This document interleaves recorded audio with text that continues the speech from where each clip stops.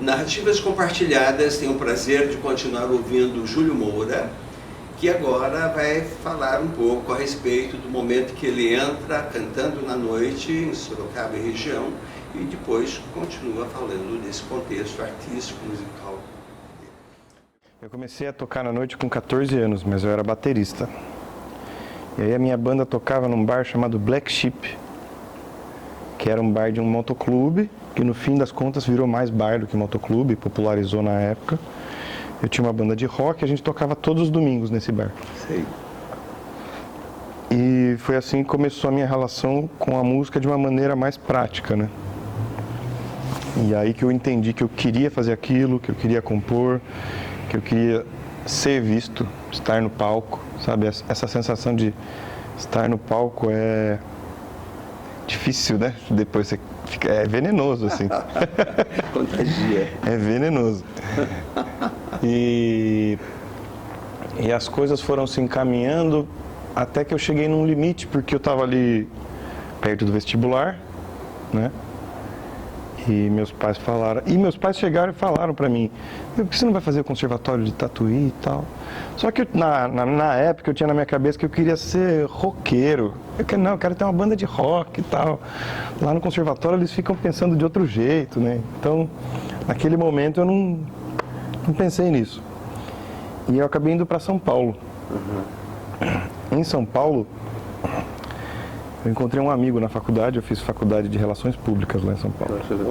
Onde? Na Casper Libero. Casper Libero. E aí eu encontrei um amigo de sala, que também gostava muito de música, e a gente começou a tocar na noite lá. Sim.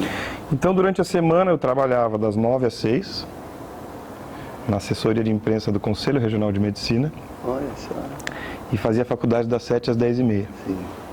Depois eu fui vender anúncio no Primeira Mão, que era jornal. Aquele jornalzinho de Vendia, fazia tudo em São Paulo, de ônibus e terno e gravata. Sim. Zona Norte, Zona Sul, até o Taboão da Serra eu ia. E aí eu tocava com esse amigo na noite. Então eu trabalhava, estudava durante a semana e tocava de final de semana. Mas daí comecei cantando, porque eu já cantava por causa dos episódios aqui de Sorocaba, eu queria cantar e comecei a compor o que estava acontecendo na minha vida lá na época. E o tempo foi passando e tal, e aí eu tinha uns conhecidos aqui em Sorocaba que estavam montando uma banda. E o vocalista dessa banda, a gente sempre se encontrava em São Paulo. Tava, pô, cara, montei uma banda lá e tal. É mesmo? É, chama Maria Madame. Falei, pô, que legal. Massa o nome. Tá, beleza. Esse cara é o Henrique, ele foi o primeiro vocalista da Maria Madame. E o tempo foi passando, a gente foi se falando, eu fui trabalhando, as coisas foram acontecendo. E um belo dia, quando eu já estava aqui voltando, eu ficava indo e voltando. Eu falei, então, a gente tem uma banda assim, a gente acha que você é vocalista e tal. Era a Maria Madame. E eu já estava naquele limite, assim, de não saber se eu queria ficar lá em São Paulo, porque é uma rotina muito difícil e a cidade é maravilhosa ao mesmo tempo, exige muito. Então eu estava começando a carregar uma tristeza grande. Sim.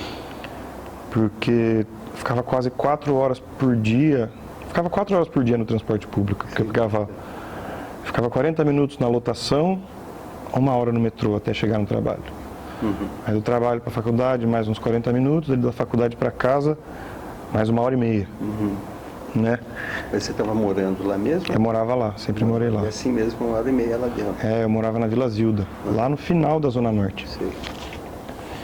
E tudo que aconteceu nessa época foi muito intenso, mas São Paulo também pode ser muito pesada, né? E aí, nesse momento, eu falei, acho que pra mim já tá bom. E aí comecei a cantar de novo, nunca parei assim, mas aí quando eu entrei na Maria Madame, foi o momento que eu falei, não, então agora eu vou ligar outra chave. E aí eu vim pra cá, estudei por uns 3 ou 4 meses e já fui prestar a prova do Conservatório de Tatuí e já entrei. Sim. E aí, cara, eu me joguei nisso de um jeito que quando eu vi eu já tinha gravado 2 discos, já estava me formando, já estava vivendo disso, pagando minhas contas com isso, sabe? Coisa boa.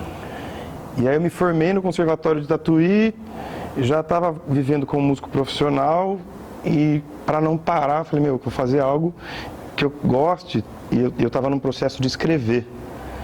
eu estava escrevendo muitos contos e lendo muito, desde Tolstói até... Eu sou ruim de guardar nome, cara, mas eu li muito Tolstói, eu li muito Antônio Prata, eu li muito Nelson Rodrigues, Rubem Fonseca,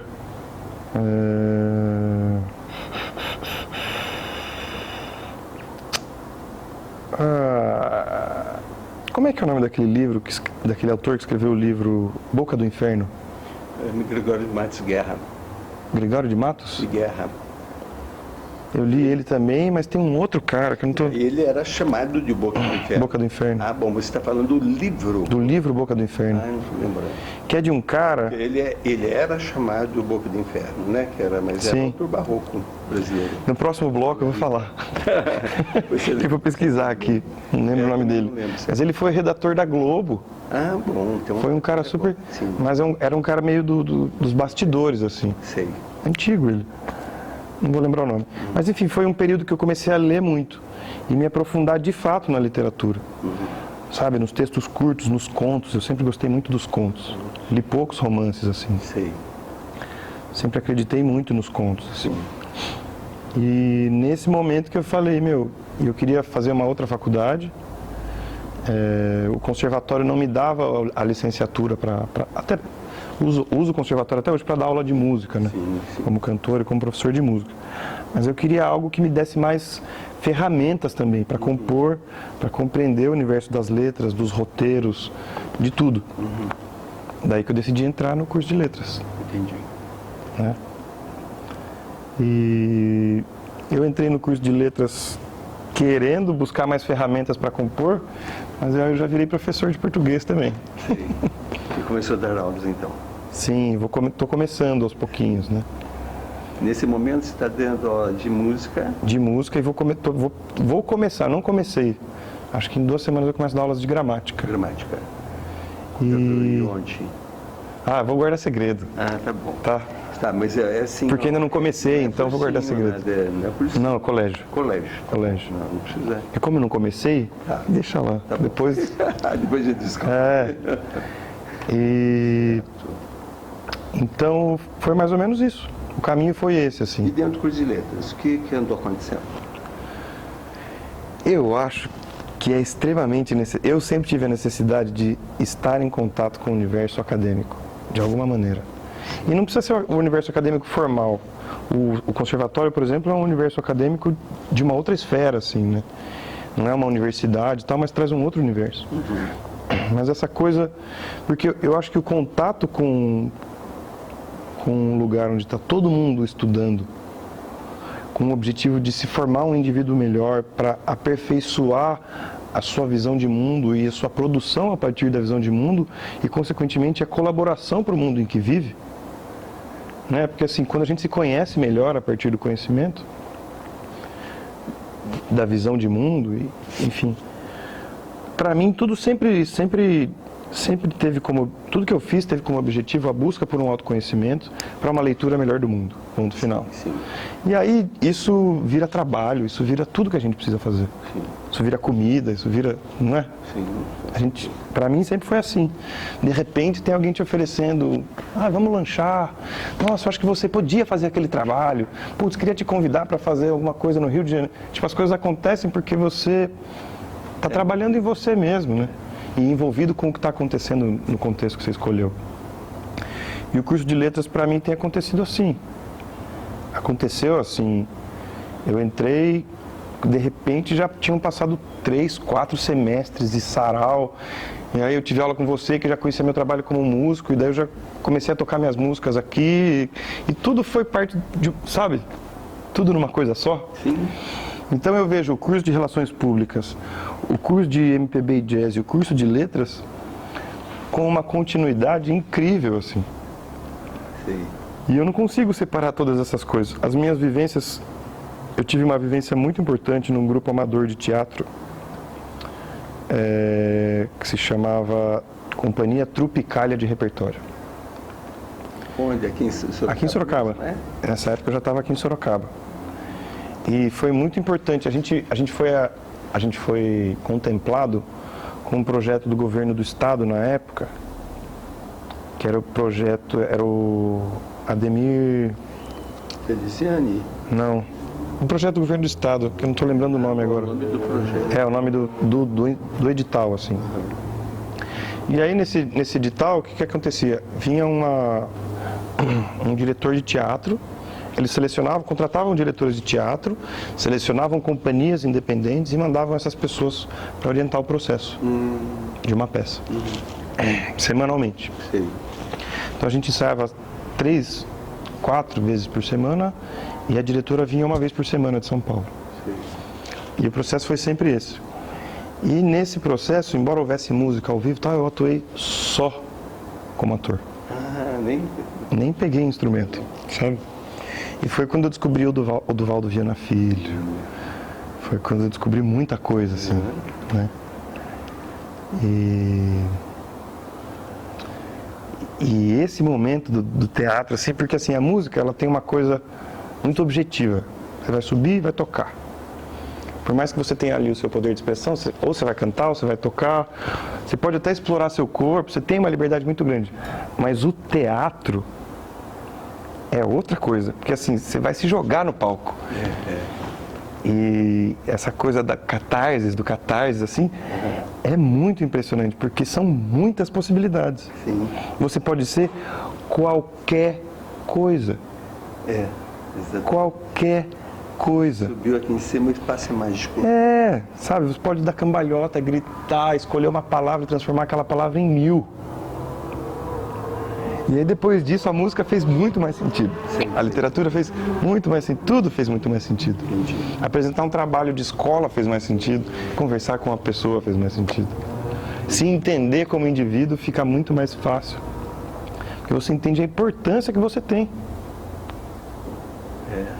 Nós estamos o tempo todo criando a história. Né? A gente está fazendo história o tempo todo. E às vezes, essa coisa de ser artista,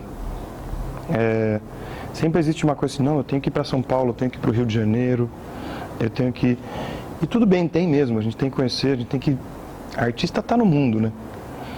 Só que a gente tem que ter a consciência de que se você está fazendo música, você está fazendo teatro, você é brasileiro, você está aqui em Sorocaba, lutando por um cenário independente, lutando pelas coisas em que você acredita e gerando arte, gerando visão de mundo, gerando conhecimento.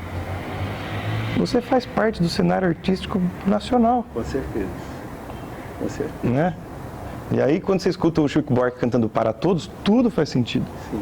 Vou na estrada há muitos anos, sou um artista brasileiro. Exato. Ponto final. Entenda-se como um artista brasileiro e importante para a arte do Brasil. Sabe? Certeza. Então... E você, na verdade, tem demonstrado bastante isso aqui dentro do curso para a plateia que normalmente está aqui te vendo, né? E você participou, né, de saraus, você tem participado de peças teatrais, então nós vamos dar uma pequena pausa que você vai falar um pouquinho sobre esse universo. Beleza. Das apresentações que você fez aqui dentro, em cima desse palco e dentro das salas de aulas aqui dentro também. Então, daqui a pouquinho voltamos com o Júlio Moura, continuando a sua história. Até já. Vou contar uma piada aqui nos